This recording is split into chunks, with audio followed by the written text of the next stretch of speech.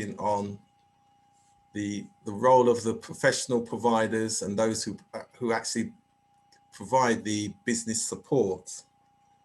And for us, when we talk about transforming local communities, there's a framework that we've developed, and we talk about a collaborative leadership and management skills system for inspiring inclusive, peaceful, caring and enterprising clusters within neighborhoods for youth development, community economic well-being, digital innovation, and civic participation. And all of this is within what we call the post-COVID pandemic era. So thank you very much for joining us, and we'll start to introduce some of our guests. And this key forum is linked with the work that we're doing in Durban. And I'd like to first welcome Stay Mtuli. And good evening, Stay. How are you? And how's Durban? Good evening, everybody. Hi, Rudy. Durban is warm. Got one season throughout the year, so it's nice, warm. Yeah. Okay. We're looking forward to having a good dialogue, interesting guests. We need to absorb whatever they're gonna say. Thank you very much. And Richard Davis from Manchester. Good evening, everyone. Welcome to this forum. I'm looking forward to a very constructive dialogue. I assure everyone on the program also appreciate if you use this forum to achieve greater things going forward. And Honza from South Africa. Hi, good evening to everybody. I hope I'm audible. Good to be with you. Thank you. Thank you. Great. And Diana McIntyre Pike from Jamaica. Jamaica, from the Caribbean and everywhere that is, we have many partners. President, founder of the Country Style Community Tourism Network. I've put a text on the chat so people can see what we're involved with. Thank you. Thank you very much. We've got Dean Roden from Connecticut, USA, Jamaica diaspora member. Yeah, thank you for having me. I'm basically British Jamaican American. Thank you. It's a pleasure being here today. Great. Thank you very much. Thank you. And we've got Danga Noyu from South Africa. Hi, good evening, everyone. Yeah, it's a pleasure to be here and finally engaging with you, Rudy. And of course. Entry into this symposium is through Rudy, and we here in South Africa want to learn, but we are invested in this whole situation of experiential tourism. So yeah, thank you very much for this opportunity. Thank you. Thank you for that. Right. And is Debbie on? Debbie Clue from Canada? Right. Not yet. And welcome to our other guests from Trinidad, Maldives, and we've got Brenda in Germany as well, even though she's originally from South Africa. So thank you all very much. And I'd really like to start with Stay, really, to over the next 5 or 7 minutes, just to give us that overview in terms of Umlazi and the work that you're all doing down there as it relates to today's topic, as previously mentioned, is community economic tourism, and that's the knowledge sharing we will be given today. Thank you, Rudy. We based in Durban, Umlazi, South Africa. It's a beautiful township called Umlazi in Durban. I'm a current chairperson of Umlazi Tourism. So in Durban, we've got 9 CTOs. We call them CTOs, Community Tourism Organization, and Umlazi is part of that collective. So it's a NPO registered under Tourism Act. It caters for tourism development in the township, as well as to advocate and guide tourism businesses on the ground. So the mandate of the CTO is especially that to market and promote Umlazi as the preferred destination when you're visiting Durban, you know, because our main focus is the experience. So we are selling the experience more than the monuments as well as the building. We are selling the human interaction. It's what you get when you come to Umlazi. You get the experience, the real authentic stuff from the people. You get to engage with them, you know, engaging in their lifestyle, in their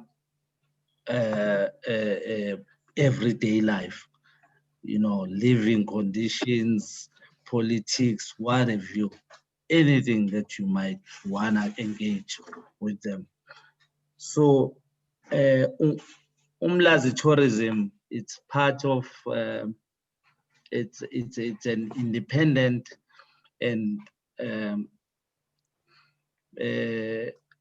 organization, but working closely with your tourism authorities, whether it's Durban Tourism, KwaZulu-Natal, South African Tourism. So we've got our own set of constitution that guides us on our day-to-day activities. The members or the board members are predominantly people from the area, and they are plowing back to the community, because currently it's the people that are involved in tourism, whether it's your arts, tourism, business management. So it's our way of plowing back to the community. We don't get paid. We just volunteer our time, expertise, experience to upskill the people from the area.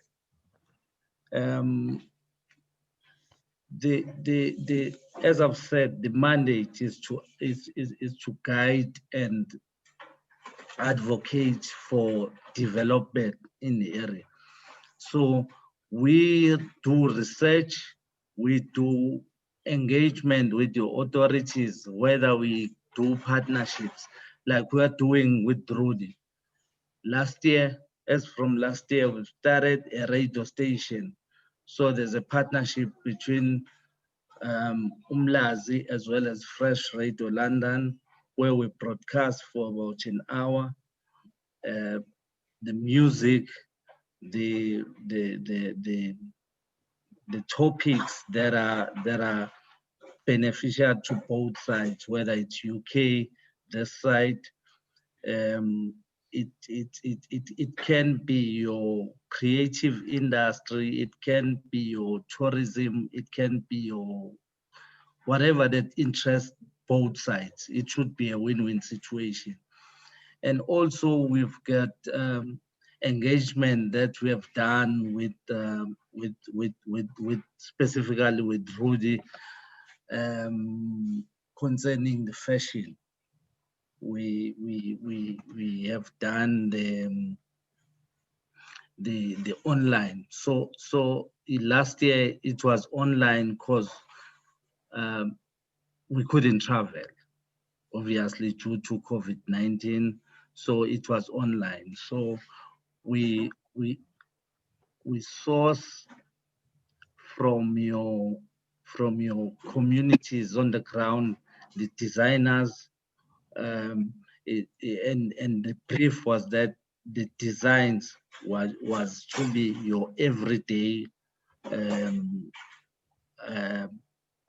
garments, so that it should be authentic South Africa. We ran away from your normal couture that we sell, you know, your Western type of garments. So from the textile to the garments to the designs, it was, the brief was that it should be authentic South African. So there was a collaboration. It was online, and also the platforms as well as the promoters were from abroad. Also, we have collaborated with your Invest Devon, so that the Invest Devon is the marketing side that promotes Devon to the international investors and marketers, so that people can be privy to what opportunities there are here in South Africa, specifically in Devon, but primarily Umlazi. So those are the intervention that we engage in, and also the whole value chain. So we've been upskilling people so that they can understand the value of the value chain. That a travel agent from Umlazi must and should work with your tour guide from the area, as well as your tour operator from the area. The PNP from the area must benefit from those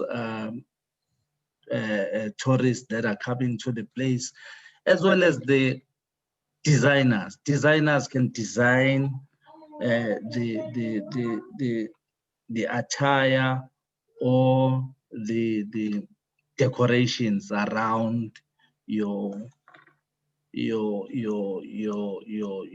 establishment. And also the people that are providing your food stuff, you know, be it your vegetables, be it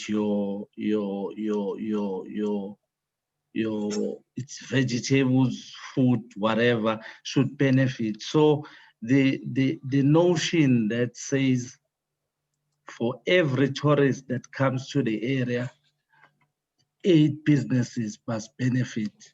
It should be practical. We should practice that. So we're trying to formulate a structure so that for every coming tourist, whether it's a local tourist, whether it's an international tourist, a minimum of 6 people or businesses must benefit by that person coming to the area. So that's what we are promoting, that's what we are trying to push across, so that people can understand the value of you know, working together and the whole value chain, you know. But it's a struggle. Everybody is struggling. What's happening is you need to upskill the people on the ground, and also engage with the technocrats, you know, your officials, because the officials, you know, they are skilled, but the experience comes from the textbook, and the textbooks are promoting the status quo, you know. there's no transformation. So the practical side of it, as well as the theoretical side of it, always clash, you know. So it's that balance that you need to maintain so that everybody, it's gonna be a win-win situation. Right. But slowly and surely, we're gonna triumph. Thank you. Same. Right, thank you for that, Stay, a great introduction that does exemplify what we're talking about when we talk about community economic tourism. So you really demonstrated the involvement and representation of the local communities. I'm going to ask Richard to say a few words, because linked to what you just outlined, the capacity building and the skills that are needed at that local entrepreneurial individual level is essential. So some of the work that you do, Richard, if you could share that with us, because it links directly to Stay's point. Yeah, could you actually allow me to share the screen, please?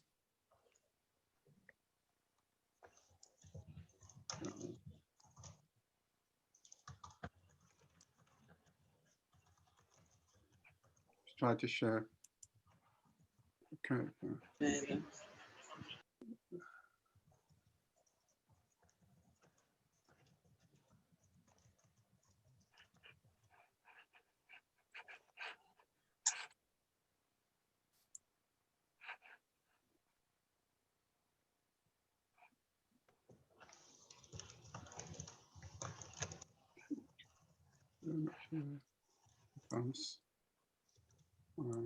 Right. Okay. Unmute again. Okay. Right, come back to that. Really, I can. Somebody feel not allow me to. No, it's not. Yeah, she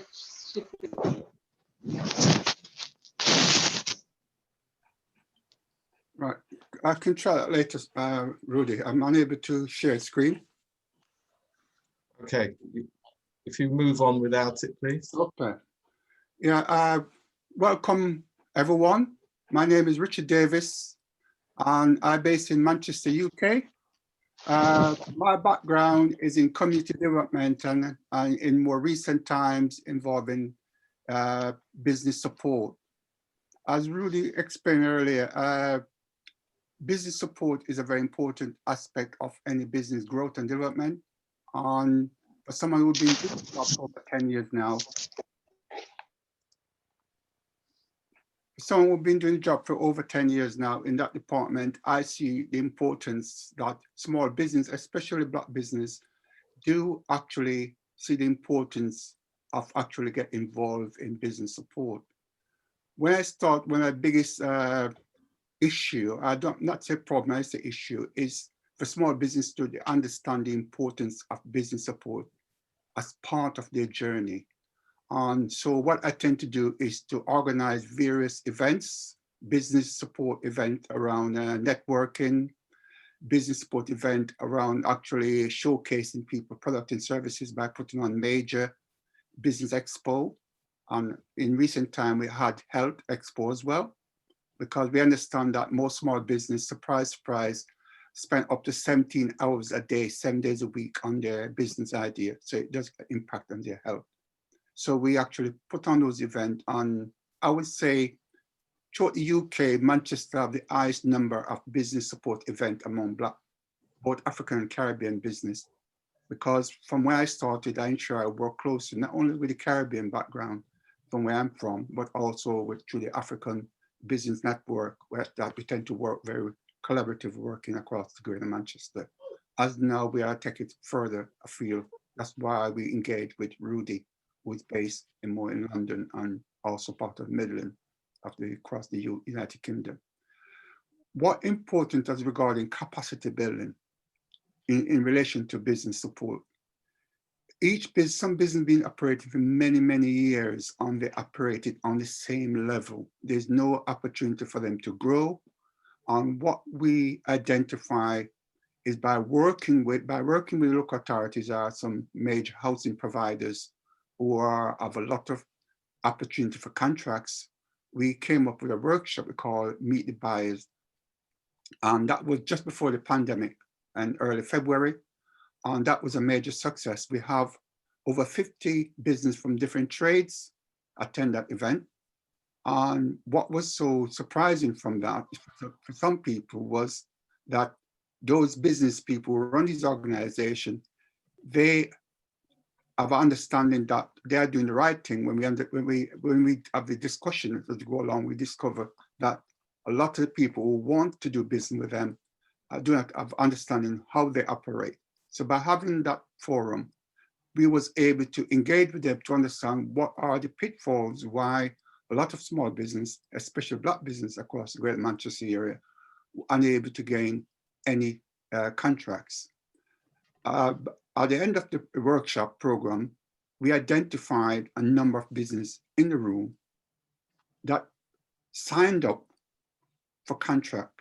So I've been working through the capacity building program that we put in place to make sure the other business that wasn't successful in the first part of the program, that we make sure all the systems are in place.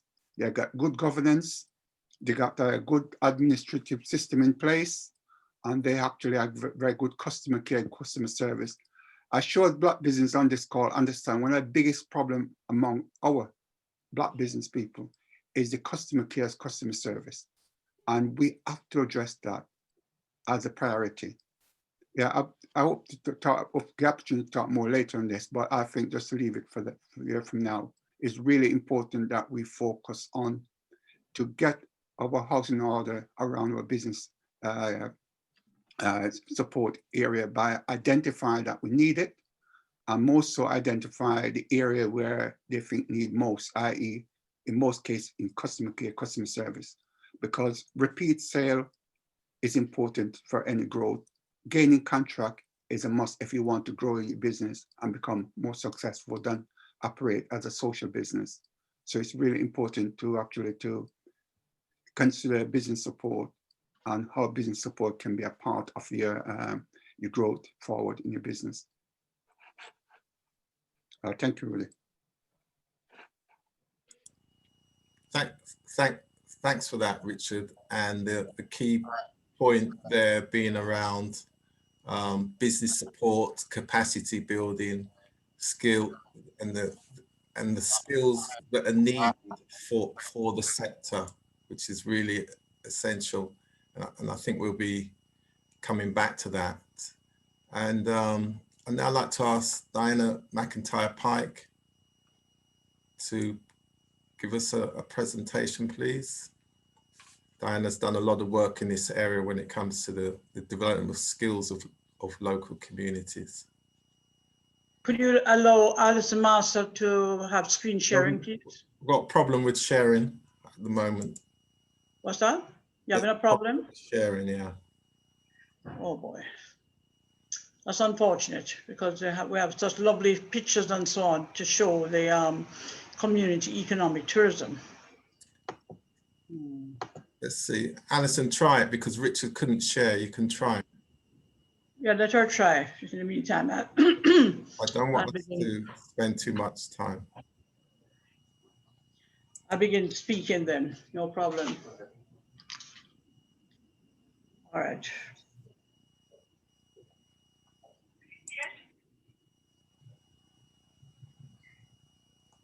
Okay.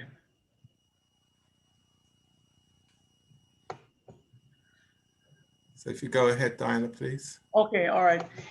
We have a very exciting program over the past 45 years with Country Style Community Tourism Network, which we pioneered worldwide.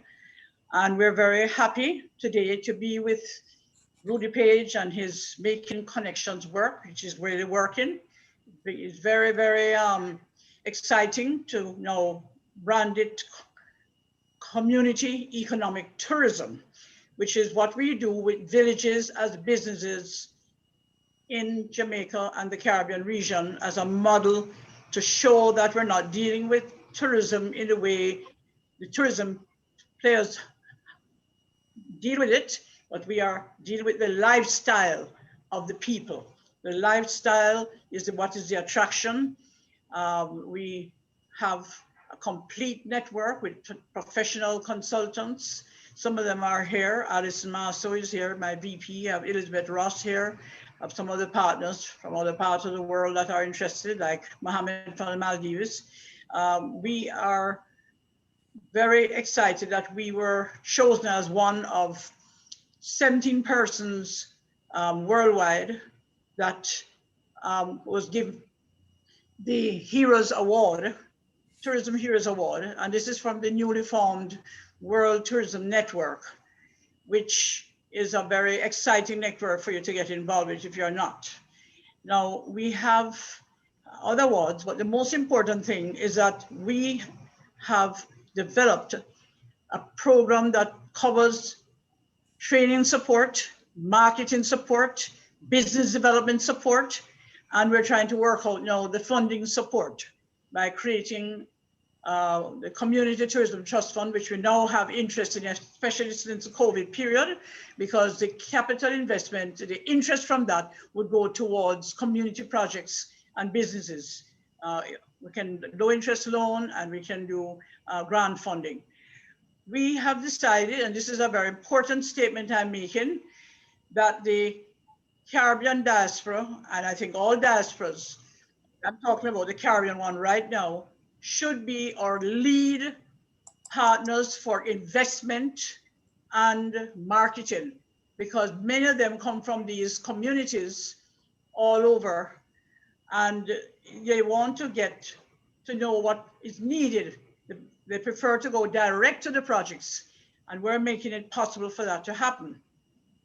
We have, for example, in Resource Village, which is in the South Manchester area of Jamaica, bami making, which is from cassava. And the lady who is doing the bami making is doing it the traditional way. And when we had our conference for the International Institute for Peaceful Tourism in Jamaica, the main sponsors was very impressed, Complete Caribbean. And I'm very pleased to tell you that they were so excited by what they saw, because she's not doing it for tourists.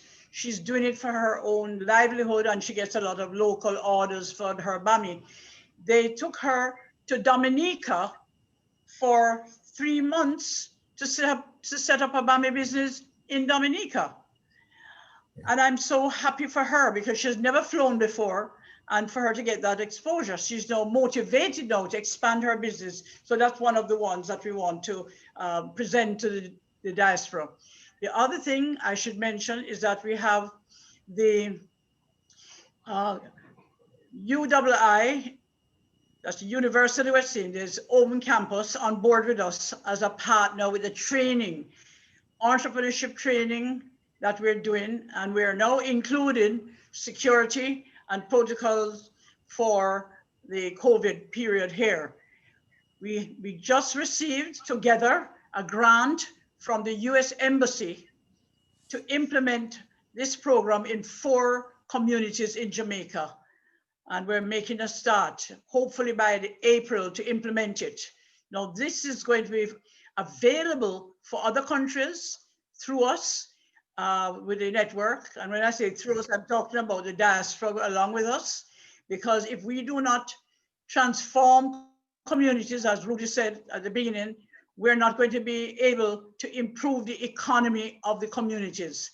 And if we improve the economy of the communities, then the country will be a much better place. The other thing is we have an Academy for Community Tourism that offers basic hospitality skills training. And this is to help people who want to be in homestays or in hotels. Many of these young people, they haven't got grade 9 level, but that's okay, because we previously trained over 3,000 persons in our small hotel that we had, which we've now sold. But we have now decided to open it up again because of the demand that people want, people who are able to do the job. And even if they don't have the grade 9 level, as long as they can do the job, that's what is important. So most of our people that we trained have got good jobs. Some of them have even become managers. People can't believe this. I don't know. We now have the presentation up, which I had planned to just scroll down. And we're showing that the power of getting people ready for the business is that they must organize themselves and have a steering committee and do a business plan. That is so important because we want to show ownership and the different types of attractions are people's lives, businesses, and so on. People go to hairdressing salon, they go to the church, they enjoy the music and the dance. These are all things that they do in their community. And that's the bami making that you see there. And then we have the fruits, and people want to sample the fruits and pick the oranges from the tree. That's what the visitors want. And then we have Pick a Project, and we also have Adopt a Village program that we're going to be implementing further. This is in Trinidad here. And then we also have here in Jamaica, one of our small communities in the resort areas. And most of these people have never seen a hotel.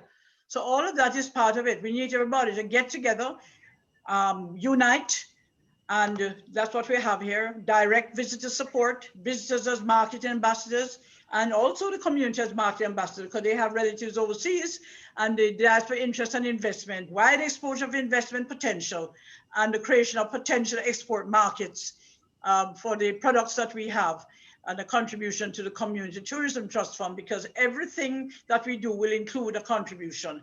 So I think that that wraps up basically the fact that we are ready and we can take our institute anywhere. The institute is available everywhere, along with the UWI Open Campus. And we're focusing on developing partnerships. As we said here, the International Institute for Peace through Tourism has endorsed us as a project for peace. And we have the endorsement of Making Connections Work. Thank you, Rudy. And the Village of Business partner with the University of the West Indies Open Campus to provide all the training that we require. We believe in one voice approach. There are too many voices and they're not doing it the way it really should be done. But the communities are excited. They're getting in touch with us, and the NGOs, the non-government organizations. We have many of them in Jamaica, and we have, as you said, we have many awards, but I don't need to go through that. But this presentation is available to anybody who wants it. Just email me. I put my email in the chat box. And you will see everything there, what the course is, how much it costs. And we also have here the outline of the trust fund and then my address. And thank you very much for your attention. And thank you, Rudy, for your support. Thank you very much for that, Diana. Excellent. Excellent indeed. And in fact, Russell Curtis, who heads up Invest Durban, did indicate on our last dialogue at the end of last year the importance of actually linking with tourist interests in Jamaica because of that experience in terms of hospitality and training as well. He did recognize that that was one of the big areas for international collaboration on this theme of community economic tourism. So I'm sure there'll be a bit more dialogue around that. Thank you for that. And again, the good practice and the great support of the local entrepreneurs and giving them the opportunity, particularly that 3-month opportunity, was excellent. And that wide range of businesses as well in the local community is important, because we know from all research that the diaspora are very interested in supporting the local economy in terms of where many of them were nurtured, but also their families still reside there. So thanks for that, Diana. Excellent. Like to call Hansa now to give us his perspective as a professional in the area of tourism in South Africa. Thank you. Hi, good evening to everybody. It is indeed a great opportunity to share insights with such a diverse panel and audience. I think what we're discussing today is community economic tourism. What really distinguishes this from the mainstream tourism is that for quite some time, tourism has been seen to be elitist. And in most cases, the policy for tourism has been largely been based on attractions, which are highly capital intensive. And the focus now on community tourism is on social capital. That's social capital, which can largely be categorized into two, which is cultural heritage of the people. The cultural heritage of the people, it encompasses the visual arts, the talent, and just the way of life of the people. The second aspect is natural heritage, which is the physical environment of the people, where the people actually live, the biodiversity, and so forth. So while the mainstream tourism has been largely been based on big attractions, and the community has been largely excluded from benefiting from tourism, recent trends around the world are calling for more and more responsible tourism that will actually have the net benefits for the poor people. In South Africa as such, tourism is regarded by government as being very important. Tourism guidelines in South Africa, I would say they follow to a large extent trends in developed current countries. And they are also closely aligned to our constitution, the South African Constitution, which is an overarching policy that recognizes individual rights and the rule of law. So we all know that South Africa is a very biodiverse country. The fauna, the flora, and a very diverse heritage and culture. That is why we are known as the Rainbow Nation.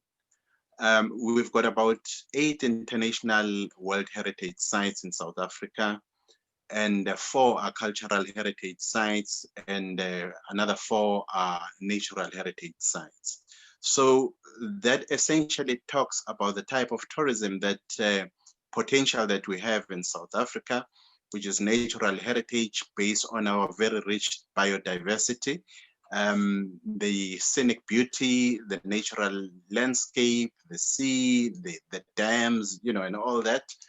But relating to cultural heritage, again, South Africa has very, very diverse cultures and heritage. As I've alluded before, we are known as a Rainbow Nation. We just have so many cultures, Western cultures, African cultures, and they come with a very rich tapestry of arts, culture, and heritage that can actually be used to develop our tourism. So the type of tourism that we have, which is community tourism, as I indicated earlier, it is tourism that identify the weaknesses of the past tourism policies that were sort of elitist and exclusionary in their nature, in the sense that the travel organization would have tourism packages for people to go into airline tickets, hotels, travel arrangements, restaurants, established restaurants, and very little benefits would really accrue to local people, poor people. And one of the problems that we have in South Africa also is that people were removed from their livelihoods, where they used to hunt, have water, and those places were sort of, some of them were made to be heritage parks. But the people who were removed from those areas did not receive any benefit. So now that we have a new constitution, the question is, how do we benefit and compensate those communities that were removed from their areas of livelihoods? And the government as such, there are national parks agencies that happen at the national level as well as at the provincial level and at times at municipal levels. And the question is, how do you form win-win partnerships and ownership with the people in the conservation, promotion of tourism, and how do you actually integrate people in those areas? The success stories, they vary a lot. There has been some positive instances whereby they are community conservation areas that have been successful. The idea is to encourage public-private sector partnerships, because there is a realization that some of the parks would be very expensive to just simply give to the community to manage. So sometimes there is a need for an established operator to partner with local people where the land and the social capital of the people can add value. And then there are also other public and private sector funding agencies that can also come on board. Great. Over and above that, what I would say, what we mostly do is to influence policy, because as I indicated, tourism as well as other economic development policies should not be top down. So it becomes important for us to engage with the local communities to identify the cultural and natural heritage resources. So the cultural and heritage resources mapping becomes the cornerstone for any policy development, from which you then develop a tourism strategy and framework. That tourism strategy and framework inform the authorities about the capital as well as how development should happen in that area. And the community should form part of that, because the community should identify both the opportunities as well as challenges for making this tourism to happen. And once we have developed sort of a regional or a sub-regional as well as a provincial tourism strategy and framework, we then have to go down in terms of the business model. The business model which may be collectively done by the community tourism organization or by individual cultural heritage organizations. The idea here is to identify outstanding human talent, as well as outstanding natural attractions, because we have to make a distinction between the economies of locality, what may be appealing to local people, as well as the economies of globality, what would be appealing to the international visitors. We also understand that some of the tourism may be appealing to the local as well as to the South Africans, but we also have to classify those attractions based on whether they actually have an international appeal or just a local appeal.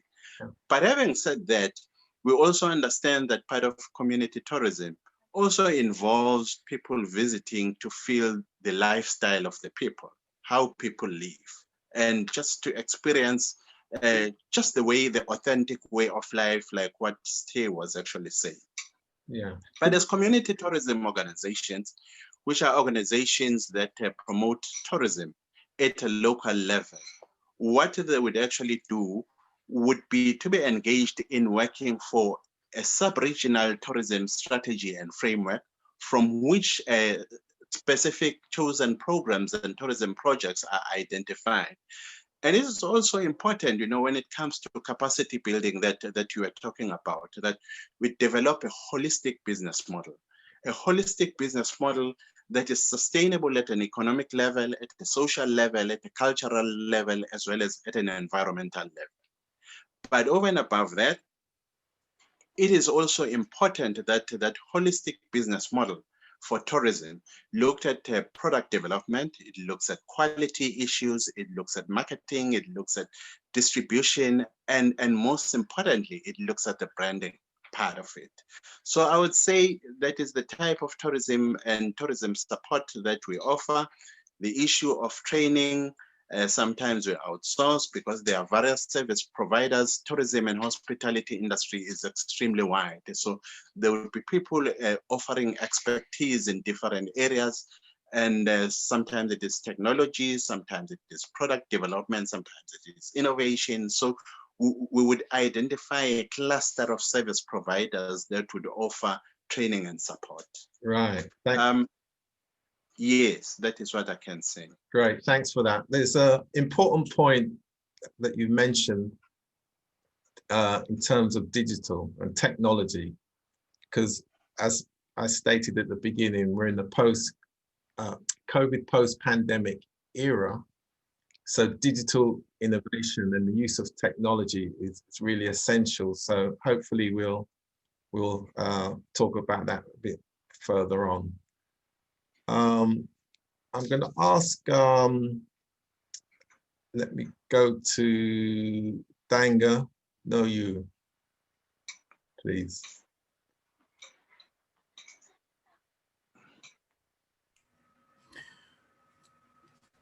Right, thank you very much for this opportunity. And I was actually reflecting when colleagues from South Africa were, delving into the, the historical and contextual issues in regard to tourism.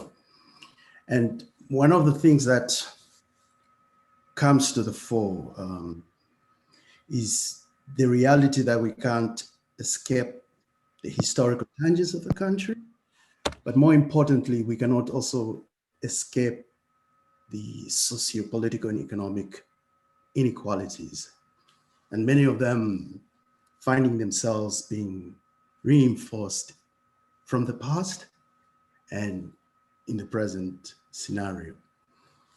So one of the things that we have been trying to do is actually get into the space of the business side. And it's quite interesting that when we are looking at the issue of economic tourism and looking at the context of the poor communities and how people have been almost left out in the development sphere, we ask the question, how do we bring them into the mainstream economic activities in regard to tourism? But more importantly, being the advocate, being the voice of the voiceless, but also driving the business side of things. And I think for us, we're saying, let's get into the business side and then redistribute the resources to the local communities and availing them the opportunities to participate in local tourism. So we find ourselves in Cape Town. We've started a small business enterprise. It started with local tours. And in the process, we started asking the question, how do we expand on the business side? And then allowing local entrepreneurs, communities to be part of this value chain, as my colleagues have also alluded to. So that is the part of the visioning.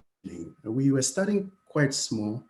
We are hoping, and this is the thing, we're hoping to be maybe in the next 2 or 3 years, getting to the space of actually doing the business side of it in a much more sophisticated way, if I may use that word. Why am I saying so? We're finding that the main players in this arena, and I think I'll just put everything on the table and not sugarcoat everything here, is that the main players here are, again, those who benefited from the past. And the past, we're talking about colonialism and apartheid.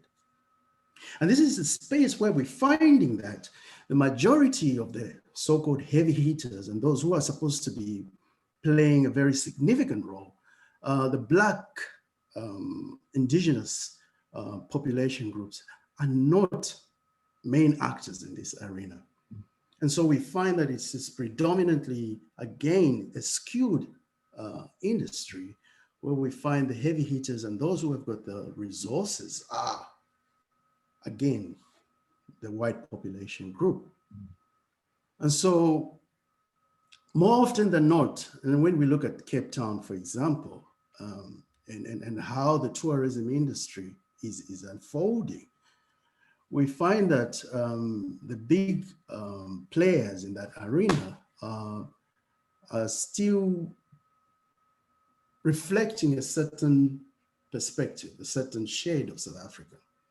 So as you mentioned that then, yeah, because going forward, into the future, that does suggest a level of collective responsibility and collaboration, which is that's in the hands of the local community. So, and you mentioned at the beginning around the policy. So what are the policy drivers, given that context, which is what we're really interested in? So any good practice that can be shared from the previously excluded communities, because we talk about inspiring inclusive communities, because we're going to get the transformation around inclusion. So some of that is about the collective responsibility of the communities themselves as to get involved and also to be representative. No, absolutely. And that's what I'm saying. For us, we have been thinking, how do we approach this issue from the other way around? Yeah, absolutely. That's because the solution is the other way around. Yeah. How do we find Black entrepreneurs inserting themselves into the higher end of the tourism value chain, and then in that space, the ones who lift others from the poor communities. And I'm trying to raise this point that, those who come from those communities, for instance, when you are alluding to the fact that, the diaspora in Jamaica and then the Caribbean, they know where they came from, they can invest. In the same vein, as much as government has been very, very supportive, the legislative framework, the Constitution is exceptionally welcoming and very effective on paper, if I may say so. But when you get into those nuances, you find that there are exclusionary patterns that kind of impede Black players from entering into that space. So, for instance, I'll give you an example. You have put a proposal. Right? Can we come to that? You're right, please. Rudy, can I just? I take hold on a second. I take the point because, and that's why we kind of created this knowledge sharing forum, because you'll hear a number of the presentations that feed into that collective responsibility, coming up with solutions that are willing to be shared, because absolutely it's not an easy journey at all when you're focusing on inclusion in local communities, because there are barriers, and so we're very much about overcoming those. So it's good that you pointed out, because that's the reality in terms of program implementation and the challenges around that. Yes, Richard, and then I'll come to you next, Dean. Richard, did you want to say something? Yeah, I just want to follow on that. What I discover as from a business support perspective, by waiting on the authorities to do things for your community, I think it's about time a lot of these small organizations come together, form their own business association. Absolutely. And gradually might be getting support from their diaspora connections to it involving capacity building. Yeah. Because you cannot rely on especially a lot of these countries, they don't have the resources to, support those communities. So they have to be a bit more self-serving by starting something. They know their local community better than even the government, and say, this is what we need if we want to include economic tourism. It might be a local hotel or some sort of guest house or some sort of area where local tourists, even people from the diaspora who associated with those areas, they can form some sort of alliance to listen, we want a local business center in this area. That's right. Yeah, to generate a sort of income going forward. So yes, we have diaspora like in Jamaica and other islands and in Africa. Even when I was in South Africa 2 years ago, I visit West Cape, and it's a very small township, and there's a gentleman there from Nigeria who was the main supplier of goods in that community. And obviously, yeah, I know so we have years apart, apartheid, but 20 years on, I think now with the countries a bit more open now, I think I would want to see more entrepreneur activity going on, and that could be more supported by some sort of a business associations in those areas, and rely on diaspora groups or individuals who have connection in those areas to be able to use as a way to capacity build and support. I will offer my support.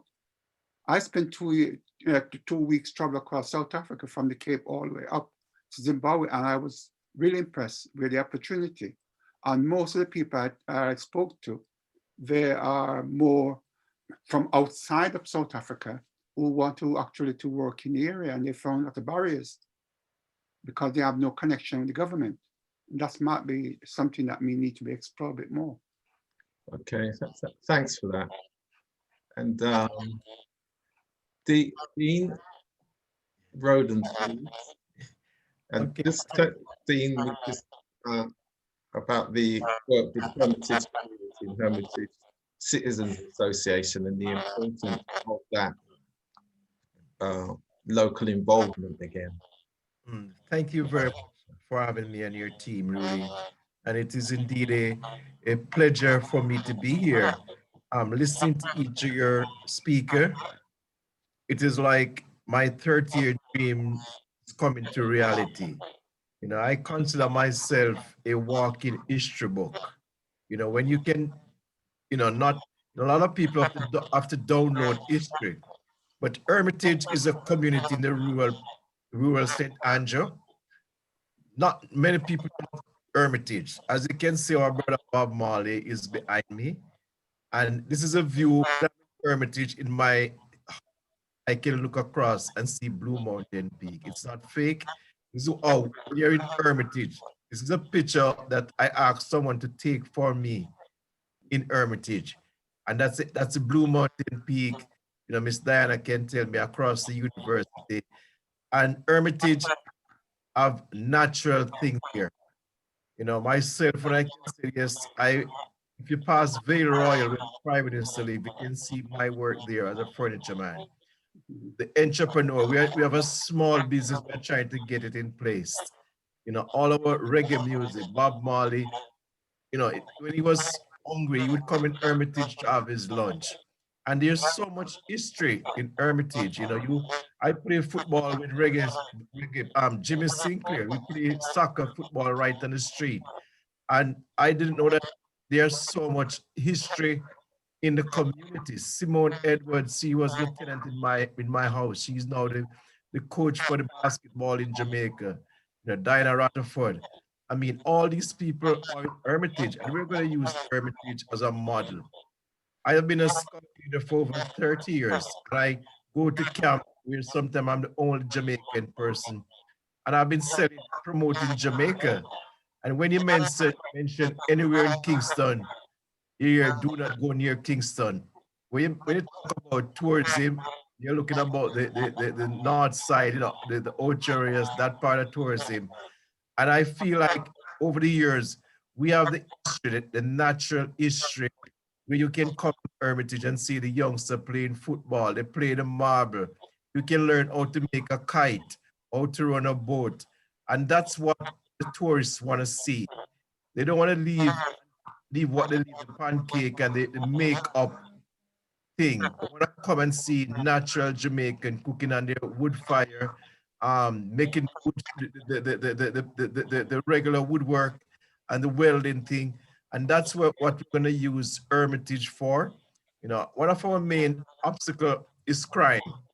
And I think we can crime, when you mention community tourism and Kingston, the first thing comes to mind is security. And I think that's an avenue that we are looking in to partner with the police, to partner with people to maintain the stability and the safetyness of the crime.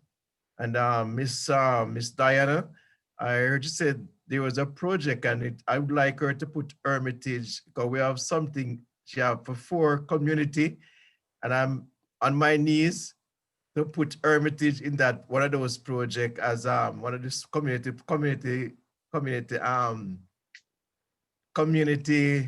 tourism project. Because myself and Mr. Shevans have been working on this for many years. Mr. Levy, we have put in a peace initiative where within the community, all the communities, they'll get an award for the most peaceful community, because we have so much things in that community, and we're gonna unleash history on the 6th of December.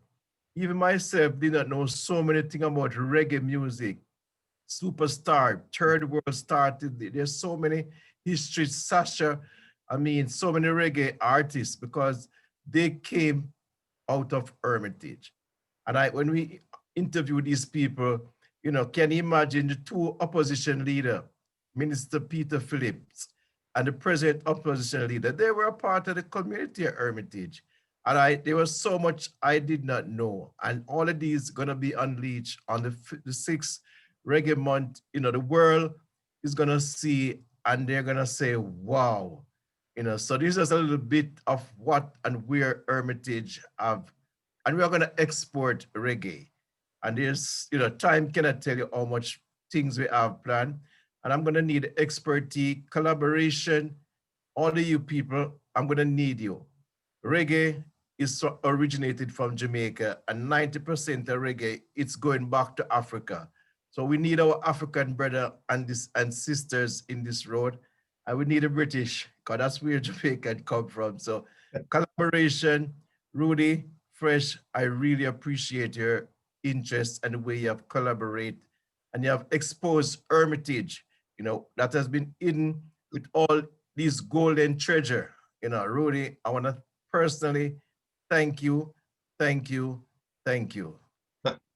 Thank you very much, Dean. And just to say, everybody, next month is Reggae Month in Jamaica, which was launched by Minister Babsy Grange a few days ago. And in fact, on this forum, we will be hosting a launch on the 1st of February. And that's our program is called Reggae Global and Culture Online, which is hosted by Fresh FM and in partnership with Fresh FM Radio London, in partnership with the Gregory Isaacs Foundation, UK, EU and Africa, and Hermitage Citizens Association. There's that local economic link, Hermitage Citizens Association. Dean has been responsible for inspiring the support of the local community. And in fact, for the last few months, we created a program on Fresh FM Radio London called Kingston Beats. So every week they send up music, which is broadcast throughout the week on Fresh FM from young and upcoming talent and from the Hermitage area. Again, a very simple model in terms of collaboration from within the creative and cultural industries, and then using our diaspora global platform in terms of the Fresh FM Radio London. And those relationships have worked out very well indeed. And through that, we've also linked with radio stations across Africa as well, reggae stations. I'll mention in particular one station, Roots 97.1 FM in Nigeria. It's the only licensed reggae station in Nigeria and the first one ever in Africa. So it's well done. So this linking and this collaboration amongst the diaspora and creating opportunities and platforms for sharing is really important. And we're just at the beginning of being creative and being innovative, and most importantly, making best use of the resources that we have. And this is why the leadership, as I mentioned at the beginning, the leadership is really important, and the management of the resources and the delivery. It's our collective responsibility, and we've got to really take that seriously. So Diana, you've got your hand up, and then I'll come to Debbie Clue after that. Diana? I just wanted to respond to what was being communicated by Richard, and also to respond to the call for Hermitage to be included. I just wanted to say to you that it has been a very exciting time for us to see how the communities change their mindset when they realize how much they have in their community. Yes. That they thought was nothing. That's why the basic training is required to wake them up. It's a wake-up call that they can manage their community as a business. And the ones who have done it, we have given them the marketing support and the business development support. And we have a very dynamic team. One of the main persons is here, Addison Massa, and we also have Elizabeth Ross, who is the one who taught me a lot about the importance of environment. We have Caribbean consultants that have been ignored by governments. I'm sorry to say it, but it's true. And we are now putting together our list of consultants that can help our countries. And in Africa, you should do the same, because we would like to have them as a part of us too. And finally, to let everyone know that you can get complimentary membership of our organization because you're participating in this forum, and making connections work has really helped us to get more information on who is involved and who is interested. Please be in touch. I would love to help you. And Hermitage, I hear your call, ready to go anytime. And Kingston, we're dealing with urban villages. You know, we have already some of them on board. And the R Hotel in Kingston has decided to be the community center in Kingston. So that's the place to get information. Thank you. Thank you for that. Did you say they changed their name recently, R Hotel? No, they didn't change their name. What they did was they changed the name of the restaurant. They're now directly in charge of their restaurant, not, you know, an outside restaurant that's coming. And it's called District 5. And it's very exciting to see how many locals are pouring in there, of course, with protocol restrictions, every Friday and Saturday. And now it's happening all week. They're happy to have a hotel that's dedicated to Jamaican cuisine and also information on what is happening and local entertainment, etc. And in Manchester, we have the Manchester Community Tourism Centre that is going to be set up at the Fruits Gallery, holistic approach. So we're moving ahead on our own. We're not asking government for any money or anything, but we know the diaspora are the best people to link with, because my late partner was a diaspora person, and he said, Diana, we have all the money in the world to look after Jamaica, but it has to be accountable. It has to be business-like. It cannot be just handout here and there. And they must be able to see the projects that are there. And that's why we took the decision to have villages as business, so they have a business approach and not this handout approach. Thank you. Excellent. Thank you very much for that, Diana. And I'm pleased that Hermitage community will be included in your network.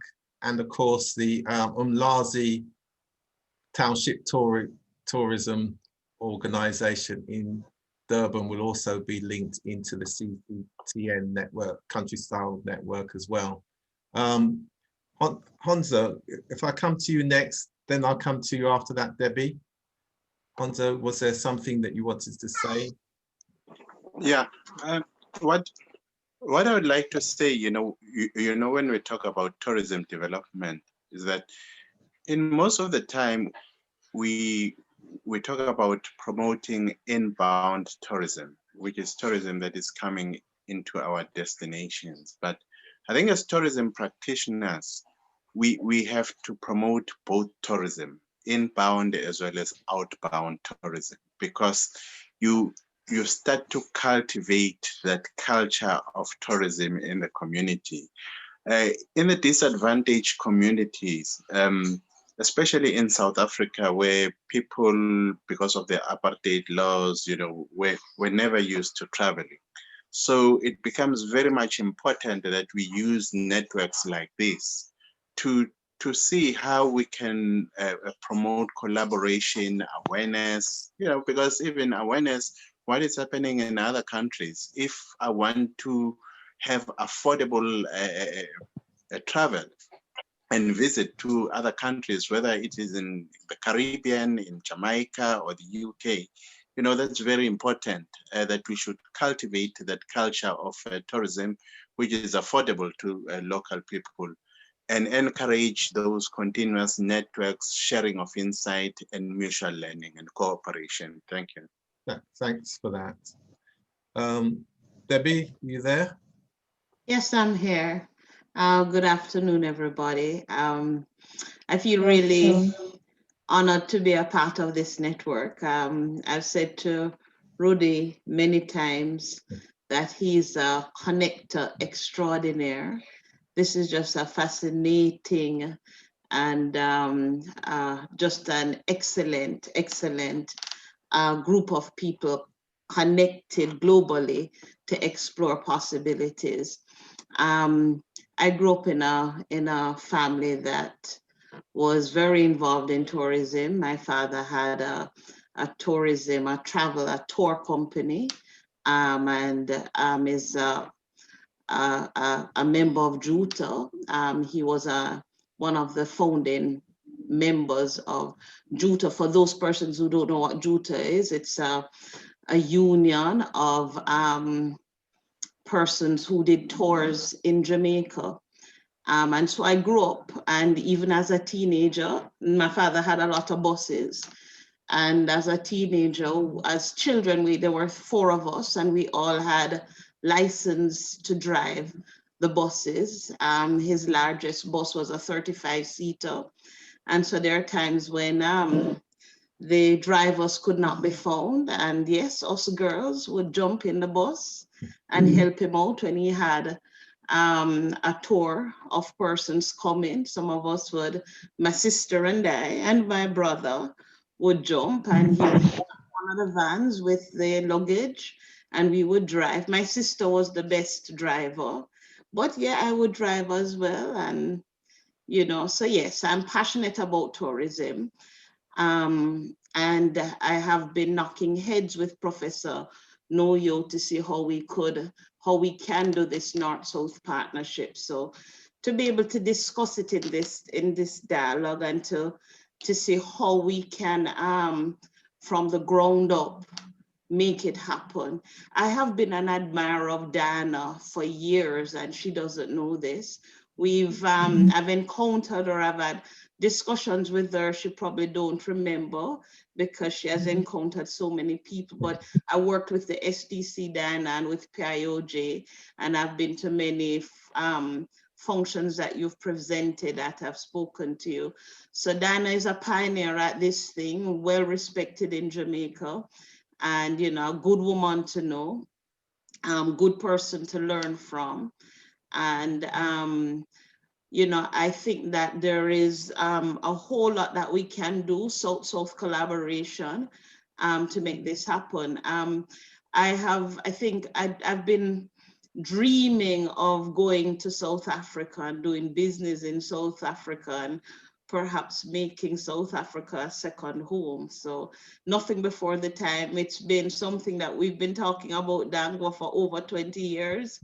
So incidentally, I met Dango at school some 25 years ago in England, and now it's coming to life. So I'm really, really excited when Rudy told me about this Durban, Jamaica South connection. I mean, this is just like a dream come true. So I think that there is a lot of opportunities here. I think there's a wealth of resources in networks like this. Incidentally, Dangwa has an amazing network of intellectuals. Sometimes when I join his network, I feel intimidated at the discussions and the exchange of just possibilities that take place on those discussions. But this is where I think not on ideas and possibilities that we can action. This is where the future is. So Rudy, good job. And thanks for including me. And let's see what can happen. Let us not just keep it at the level of talk, but let us move from talk to action and change the world. Yes, indeed. Thank you very much for that. That's really so important. We've got lots of events coming up, as was mentioned, next month with Reggae Month. Now you can just log on to this same platform. And there are some what we call creative economy forums as well as part of that. So one of the key areas in terms of, we're looking at the expansion of reggae through digital innovation across the African continental free trade area. And in April, on the 8th of April, on this forum, we will actually be looking at the role, the role and future opportunities for community economic tourism within the African continental free trade area. We're talking about 50 countries across Africa. Yes, it's a new infrastructure that's being developed. But as I've been saying to people, it's always important to seize the opportunity and get in at the beginning and be part of the opportunities that are there. So the role of Jamaica is an integral part of what we're doing, both Jamaica as the country and then the diaspora, those of us who are based in the UK, Canada, and the US, and working in collaboration with our colleagues in Africa, but also the African diaspora as well that's here in the UK. There's a strong South African diaspora here in the UK, Nigerian and Ghanaian, and we've all got similar goals. So again, we focus on the leadership, reaching a consensus, agreeing the leadership and management actions, coming up with plans that can be translated into credible delivery programs. And that's the most important thing. And we've got to be inclusive. And that's the most important thing, inclusion. We need all talents. Right, just before I come to the end, and I'm going to give Stay the last word, so I'm giving you the chance to think about the last word. Right, there's somebody with their hand up. There's no name there, Galaxy. If you'd like to unmute yourself.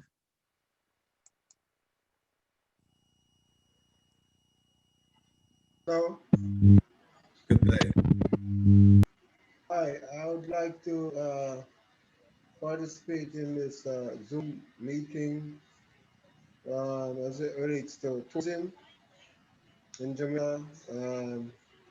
Miss Diana McIntyre Pike is a person who I admire a lot, and we've been engaging in community tourism for quite a while, and I'm happy to know that the expansion into other places are now possible, and we are here, wanting to help to rebuild our tourism in Jamaica, and in extension wherever tourism can be done. My name is Carlton Mills, and I appreciate Miss Diana McIntyre Pike inviting me to this forum. Right, Thank you for that. So Stay, last word with you. Thank you, Rudy, once again.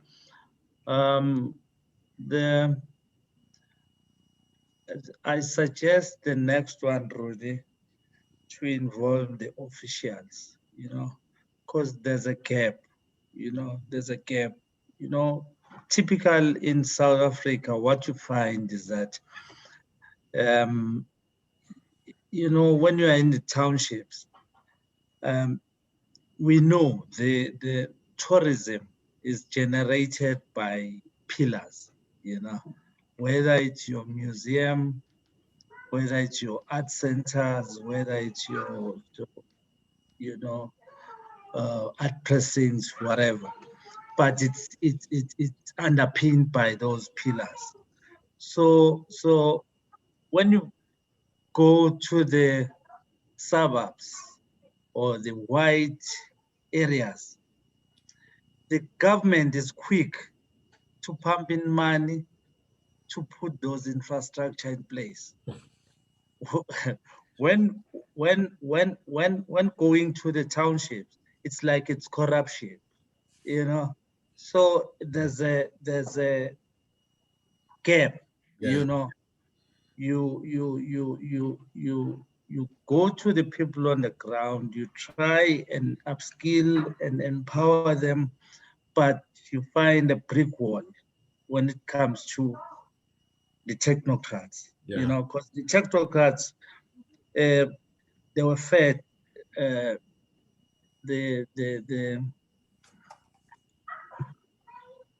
status quo. So Yes. so it's the balance. Yeah. So I strongly suggest that the following one should also involve the officials, and then we take it from there. Thank you for that. I'm going to leave you to extend the invitation on that as well. Pray for me. Great. Thank you very much, everybody, for attending our Transforming Local Communities, Community Economic Tourism. And as you've heard, we've heard some good practice from around the world. And we will keep going and do our best. So thank you very much. Knowledge sharing is great. Collaboration is great. And good night. Good night. Good night, all.